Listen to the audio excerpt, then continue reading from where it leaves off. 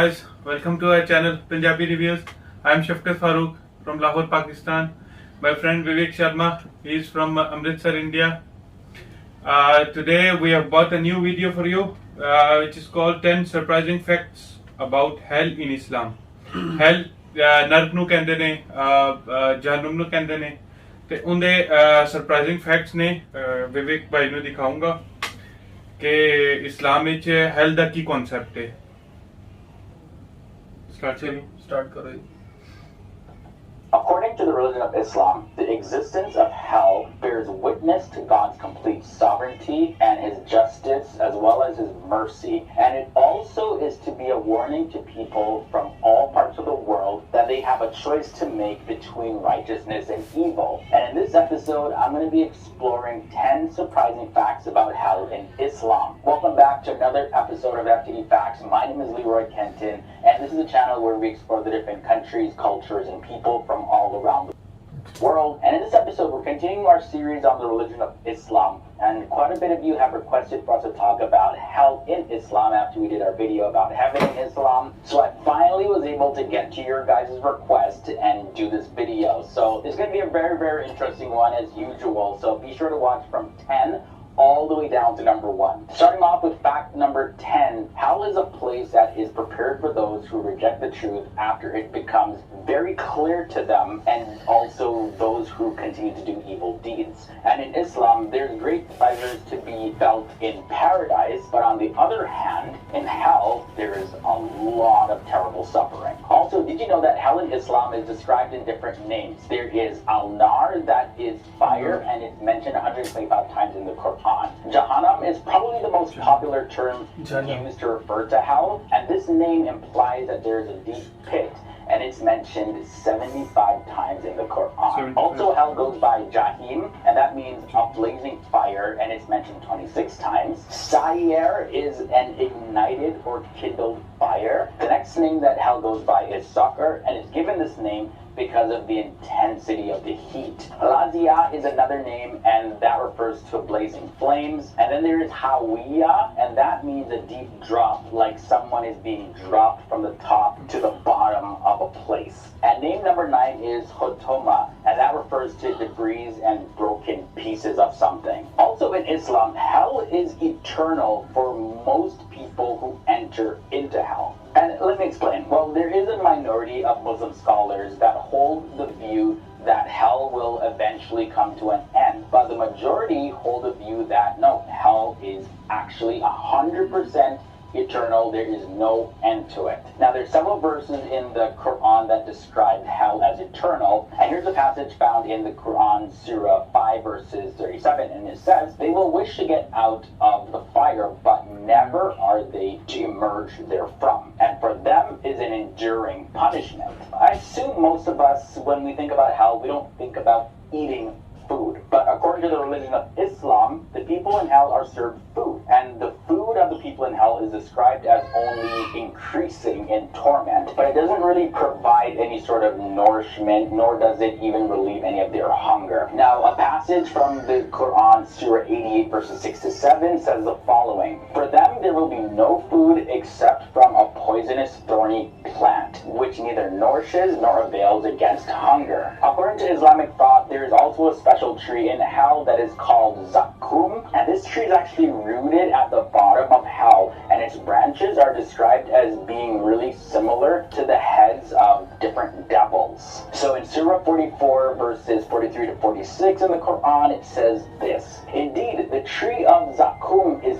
food for the sinful, like murky oil boils within the bellies, like the boiling of scalding water." Like, I've had hot water before, like I've burnt my lip on tea, but this is some next level burning. But either way, that kind of leads us into fact number 6. Normally water brings relief and puts out fires, but the water in hell is like complete completely different. So we kind of got an idea of what it's like. But another passage in the Quran, Surah 22, verses 19 to 22, it says the following: These are two adversaries who have disputed over their Lord, but those who disbelieved will have cut out for them garments of fire. Poured upon their heads will be scalding water, by which is melted that within their bellies and their skins. And for striking them are maces of iron. Every time they want to get out of hellfire from anguish, they will be returned to it, and it will be said, taste the punishment of the burning fire. So in this passage, they're not actually consuming fire, but the fire is actually poured on them. Similar to like taking a hot bath, but just imagine the heat turned up 1,000 times. Alright, so we reach halfway in this episode. We have 5 more facts about hell in Islam to take a look at. But before we continue this episode, if you are finding this video interesting and you haven't seen our video about heaven in Islam, I recommend that, and I'll have the link to that below in the video description section. We go into quite a bit of detail, very fascinating information in that episode. But if you have seen that video, don't worry, we have tons of other videos about different religions as well as the religion of Islam. I'll have a link to that playlist below in the video description section as well. You'll also find links to recommended videos in the playlist in the card section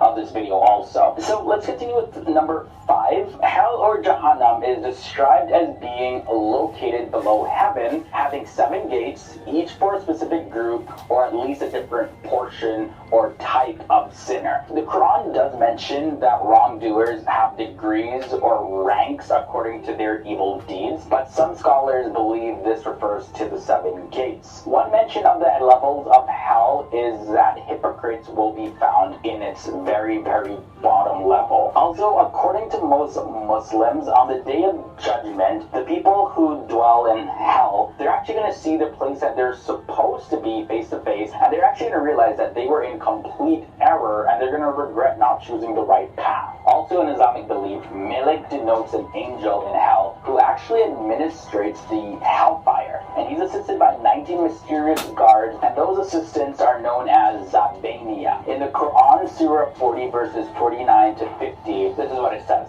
And those in the fire will say to the keepers of hell, supplicate your Lord to lighten for us a day from the punishment. And they will say, did there not come to you your messengers with clear proofs? They will say, yes. They'll reply, then supplicate yourselves. But the supplication of the disbelievers is not except in error. When it comes to hell in Islam, it is also believed that the unbelievers will actually conceal their regret when they see their final punishment. And they will actually have these yokes around their necks, and there's going to be a lot of weeping, crying for everybody. The Quran does mention this in Surah 11, verses 106 to 107, and it goes, as for those who were destined to be wretched, they will be in the fire, for therein is violent exhaling and inhaling. They will be abiding therein as long as the heavens and the earth endure, except what your Lord should will. Indeed, your Lord is an effector of what he intends. Now, the final thing I want to share in this episode about hell in Islam is that other forms of punishment in hell actually exist, and it includes some of the inhabitants of hell getting lashed with very heavy clubs of iron. And it's believed that one of these clubs, if it was to be found on earth, all the combined strength of humans and jinn wouldn't actually even be able to lift it up. Also, if a mountain was to crash into it, the mountain would break into pieces. Ouch. So imagine getting hit with that. And just like that, now you know 10 surprising facts about the belief of hell. मैंने तो बहुत ही खौफनाक लगी है जिਵੇਂ ਉਹਨਾਂ ਨੇ fire ਦਿਖਾਈ ਹੈ ਤੇ ਲਾਵਾ ਦਿਖਾਇਆ ਤੁਸੀਂ ਦੱਸੋ ਡਰਾਵਨੀ ਤਾਂ ਸੀਗੀ ਵੀਡੀਓ ਇਹਦੇ ਵਿੱਚ ਕੋਈ ਸ਼ੱਕ ਨਹੀਂ ਹੈਗਾ ਕਿ ਡਰਾਵਨੀ ਨਹੀਂ ਸੀ ਬਹੁਤ ਹੀ ਮਤਲਬ ਕਿ ਖੌਫਨਾਕ ਜਿਹਨੂੰ ਕਹਿੰਦੇ ਆ ਡਰਾਵਨੇ ਜੋ ਕਿ ਸੀਨ ਸੀ ਪਰ ਇੱਕ ਦੂਜੇ ਪਾਸੇ ਮੈਂ ਵੀ ਕਹਿਣਾ ਕਿ ਮਤਲਬ ਆਪਾਂ ਨੂੰ ਡਰਨ ਦੀ ਕੀ ਲੋੜ ਆ ਜਦ ਤੱਕ ਆਪਾਂ ਨਾਮ ਲੈ ਰਹੇ ਹਾਂ ਉੱਪਰ ਵਾਲੇ ਦਾ ਪਰਮਾਤਮਾ ਦਾ ਨਾਮ ਲਿੱਤਾ ਜਾ ਰਿਹਾ ਸਾਡੇ ਵੱਲੋਂ ਅਸੀਂ ਕਦੀ ਨਹੀਂ ਕਿਹਾ ਕਿ ਅਸੀਂ ਟਰੁੱਥ ਨੂੰ ਰਿਜੈਕਟ ਕਰਦੇ ਹਾਂ ਯੈਸ ਰੱਬ ਐਗਜ਼ਿਸਟ ਕਰਦਾ ਹੈ ਹਰ ਜਗ੍ਹਾ ਕਰਦਾ ਹੈ ਆਪਾਂ ਇਹ ਮੰਨਦੇ ਵੀ ਹਾਂ ਸੋ ਮੈਨੂੰ ਨਹੀਂ ਲੱਗਦਾ ਕਿ ਇਹਨਾਂ ਚੀਜ਼ਾਂ ਤੋਂ ਮਤਲਬ ਕਿ ਹੈਲਥ ਤੋਂ ਡਰਨ ਦੀ ਲੋੜ ਹੈਗੀ ਹੈ ਸਾਨੂੰ ਤੇ ਦੂਜੇ ਪਾਸੇ ਮੇਰੇ ਦਿਮਾਗ ਦੇ ਵਿੱਚ ਇੱਕ ਕੁਐਸਚਨ ਹੋਰ ਅਰਾਈਜ਼ ਹੋ ਰਿਹਾ ਕਿ ਜਦੋਂ ਕਿ ਮਤਲਬ ਸਾਡੇ ਹਿੰਦੂਇਜ਼ਮ ਦੇ ਵਿੱਚ ਗਰੁੜ ਪੁਰਾਣ ਦੇ ਵਿੱਚ ਵੀ ਸੇਮ ਇਹੀ ਚੀਜ਼ਾਂ ਦਿੱਤੀਆਂ ਹੋਈਆਂ ਨੇ ਕਿ ਨਰਕ ਕਿਸ ਤਰ੍ਹਾਂ ਦਾ ਹੁੰਦਾ ਹੈ ਕੋਈ ਕਿਸੇ ਨੂੰ ਸਜ਼ਾ ਦਿੱਤੀ ਜਾਊਗੀ ਤੇ ਬਟ ਫਿਰ ਵੀ ਇਹਨਾਂ ਚੀਜ਼ਾਂ ਨੂੰ ਪੜ੍ਹਨ ਤੋਂ ਇਲਾਵਾ ਲੋਕ ਫਿਰ ਵੀ ਉਹਨਾਂ ਰਸਤਿਆਂ ਨੂੰ ਚੁਣਦੇ ਨੇ ਜਿਹੜੇ ਕਿ ਉਹ ਪਾਪ ਦੇ ਹੱਕਦਾਰ ਬਣ ਜਾਂਦੇ ਨੇ ਜਾਂ ਬੁਰੇ ਲੋਕ ਬਣ ਜਾਂਦੇ ਨੇ। ਮੈਨੂੰ ਇਹ ਗੱਲ ਅੱਜ ਤੱਕ ਸਮਝ ਨਹੀਂ ਆਈ ਕਿ ਕਿਉਂ ਇਸ ਤਰ੍ਹਾਂ ਹੋ ਗਿਆ। ਮੇਰਾ ਖਿਆਲ ਹੈ ਕਿ ਕੁਝ ਲੋਕ ਹੁੰਦੇ ਨੇ ਜਿਹੜੇ ਇਸ ਚੀਜ਼ ਤੇ ਬਿਲੀਵ ਹੀ ਨਹੀਂ ਕਰਦੇ, ਉਹ ਸਮਝਦੇ ਨੇ ਕਿ ਜੀ ਹੈਲ ਤੇ ਹੈਵਨ ਹੈ ਵੀ ਕਿ ਨਹੀਂ ਹੈ। ਉਹ ਕਹਿੰਦੇ ਨੇ, ਉਹ ਸੋਚਦੇ ਹੋਣੇ ਨੇ ਸ਼ਾਇਦ ਕਿ ਬਈ ਇਹ ਸਿਰਫ ਗੱਲਾਂ ਬਣੀਆਂ ਨੇ। ਲੇਕਿਨ ਤੇ ਜ਼ਿਆਦਾਤਰ ਜੇ ਮੈਂ ਦੇਖਿਆ ਕਿ ਲੋਕ ਜਿਹੜੇ ਨੇ ਉਹ ਭੁੱਲ ਜਾਂਦੇ ਨੇ, ਠੀਕ ਹੈ। ਲੋਕ ਟਾਈਮ ਬੀਇੰਗ ਵਾਸਤੇ ਉਹਨੂੰ ਜਿਹੜਾ ਨਾ ਉਹਨੂੰ ਭੁੱਲ ਜਾਂਦੇ ਨੇ ਤੇ ਉਹ ਕਹਿੰਦੇ ਨੇ ਕਿ ਬਈ ਕੋਈ ਗੱਲ ਨਹੀਂ, ਅਸੀਂ ਇਹ ਕਰ ਲੈਂਦੇ ਹਾਂ, ਉਸ ਤੋਂ ਬਾਅਦ ਦੇਖ ਲਾਂਗੇ। ਇਹ ਮੇਨ ਪ੍ਰੋਬਲਮ ਹੁੰਦੀ ਹੈ।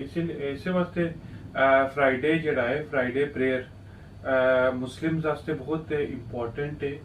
ਤੇ ਉਹ ਤੂੰ ਵੇਖਿਆ ਹੋਣਾ ਕਿ ਉੱਚੀ ਆਵਾਜ਼ ਵਿੱਚ ਕਰਦੇ ਨੇ।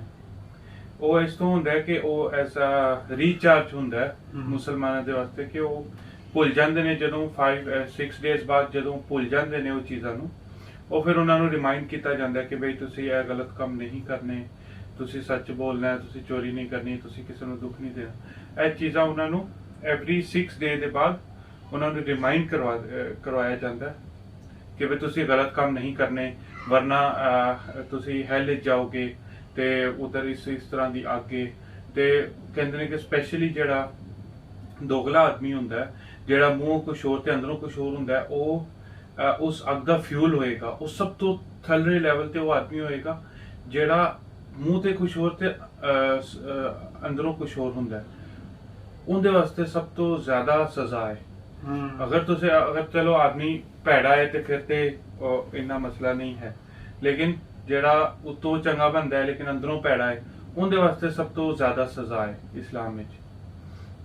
ਤੇ ਹਿੰਦੂਇਜ਼ਮ ਵਿੱਚ ਕੀ ਹੈ ਹੈਲ ਦਾ ਕਨਸੈਪਟ?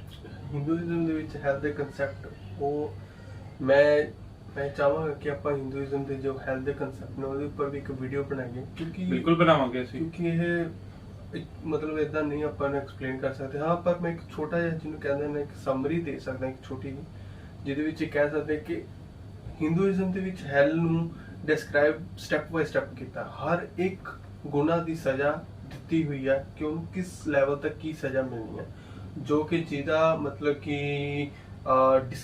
ਜਿਹਨੂੰ ਕਹਿੰਦੇ ਨੇ ਕਿ ਜਿਹਨੂੰ ਡਿਸਕ੍ਰਿਪਸ਼ਨ ਜਿਹਦੀ ਆਪਾਂ ਨੂੰ ਉਹਦੇ ਵਿੱਚ ਗਰੁੜ ਪੁਰਾਣ ਦੇ ਵਿੱਚ, ਸ਼੍ਰੀ ਗਰੁੜ ਪੁਰਾਣ ਦੇ ਵਿੱਚ ਮਿਲਦੀ ਹੈ।